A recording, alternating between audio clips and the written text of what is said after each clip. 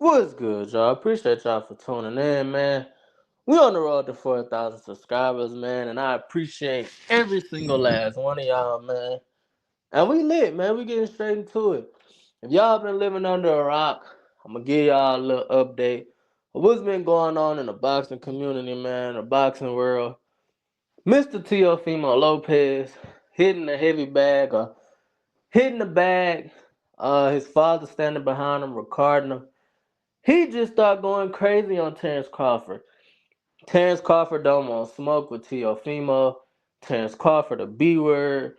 Uh, he saw Terrence Crawford last fight versus Imagine. His legs look shaky. He can't do nothing with Teofimo. Teofimo proceeded to turn around and say two times, not once, but twice, where that N word at? Where that N word at? He got on live a few days ago to confirm and say that he said where that liquor at, where that liquor at, because Terrence Crawford called his dad a drunk, and said he always be on alcohol. So I'm like, okay, if you ain't said, you ain't said, but you do have a history of saying racist stuff and doing foul acts, man. Calling uh African American fighters monkeys, sending bananas to Keyshawn Davis hotel room, just all type of crazy stuff, man. Keyshawn Davis took to Twitter though and said after he beat Edwin De Los Santos, let's go ahead and line it up. Let's run it to Teofimo Lopez. He tagged Turkey Al Sheik in it. Turkey Al Sheik said, "Shit, let it happen." He put the boxing emoji like he was with it. Keyshawn Davis proceeded to say in the next tweet, Teofimo, the ball in your court. I will say this, man, if y'all, like I said earlier, if y'all been living under a rock, this fight between these two been building up for a while. Keyshawn Davis was on the undercard of Teofimo Lopez, I think, versus Claggett undercard. They was sitting on stage, and Keyshawn Davis quietly checked him. He asked him, I think this was like 2 years ago or a year ago. He asked him, "Why did you bring my name up? What's going on? Why are you talking about me in interviews?"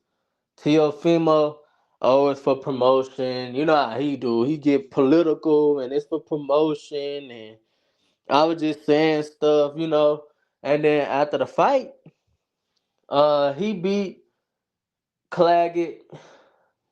Keyshawn Davis was ringside and was like, "Let's run it next. Let's fight next."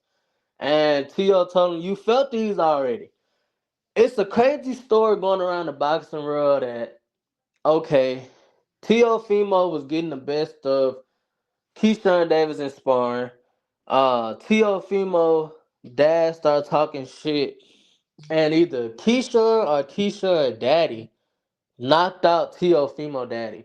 I know it left Teofimo Senior knocked out, and they said Teofimo didn't do anything about it. So this beef been brewing for 6, 7 years now, bro, and nobody really talked about it or touched on it. And Keyshawn Davis wasn't as big as a Teofimo at the time. You got to think around that time, Teofimo was getting ready for the Olympics. He was still fighting Andy Cruz when he wasn't even a pro yet. So you got to think about that. He wasn't as big to call for a fight with Teofimo Lopez, because Lopez would have just told him, "You got to put in more work. You got to get some belts." By the time Keyshawn actually got a belt, got some notoriety, man, Teofimo talking about going up to 147 now to fight Boots. But this beef has been going on for some time. If y'all don't know, during the lead up, the fight week of Baranchik versus Keyshawn Davis, Teofimo, he sent bananas and watermelons to Keyshawn Davis hotel room and made it seem like it was Baranchik, but it later turned out that it was Teofimo Lopez who sent it. And like I said, in yet another racist attempt, Teofimo got a history of doing wild stuff like this. So when Keyshawn Davis react how he reacted, say, "Well, fuck it, let's fight." He said he feel like he the one that could put Teofimo in his place. I'm all for it, man. Y'all might as well settle it in the ring. But Teofimo did say, he is jealous of black or African American fighters. They pure entertainment, man. You got to think the guys who running the sport right now. What color are they? I salute them guys. Besides Canelo, Terrence Crawford, Javante Davis, Shakur Stevenson, um, just stars, man. Come on, man. They've been running it for a long time. Before that, who was it? Charlos, the Spencers, Wilders, Broners. Before that, Floyd, Shane Mosley. Them guys, man. So I understand when he say, he jealous of these guys because they have the most star power. They got the ability to sell. We got Tank Davis out here getting $100 million contracts. Canelo Alvarez and Terrence Crawford making super fights. Keyshawn Davis on his way up, man. He's every fight he take is a stepping stone to another challenge. You got to think he beat the he beat uh at 135. Just think about his last 4 to 5 fights. He beat the dude that almost beat Richardson Hitchens at 140. Boom. He followed it up and become a champion and beating Baranchik. He come back and fight one of the dudes that Shakur Stevenson ran from, Edwin De Los Santos. Who you think he gonna fight next? Bro, he is a champion. He is moving in the right direction. He market himself the way he act in public, bro. He is gonna be the next superstar. So I understand when Tio say, oh, he jealous of these guys because they market him the right way. Teofimo Lopez, he was quitting and retiring because he said, he wasn't getting enough money from Top Rank. Top Rank wasn't marketing him right. You got to think, Teofimo technically was undisputed at 135 and was still only getting like $1 million a fight. And he was going through a divorce, so his wife was going to take half of that. He still had to pay for training. He still had to pay for, meals and, come on, man, hotels, stay, his whole team and all that. So I understand why he, kind of got a hate in his heart for black fighters. But damn, you letting it get personal. Like, a lot of people was in my comments saying, like, fuck the boxers. Fuck, the professional fighters, bro. This shit gonna be deeper than that. It's gonna be, it's gonna be real black people, everyday black people that feel some type of way about what he's saying. And it's gonna get him in a lot of trouble. And I couldn't do nothing but agree. You coming out a group of people, man, and have been through some things in this world, man, for a long time. So, like I say, man, all you could do from this point on, learn from it. Continue to tread lightly when it comes to topics like that. Calm yourself down, man, because there's a lot of people who don't play about that. A lot of people ask Ryan Garcia.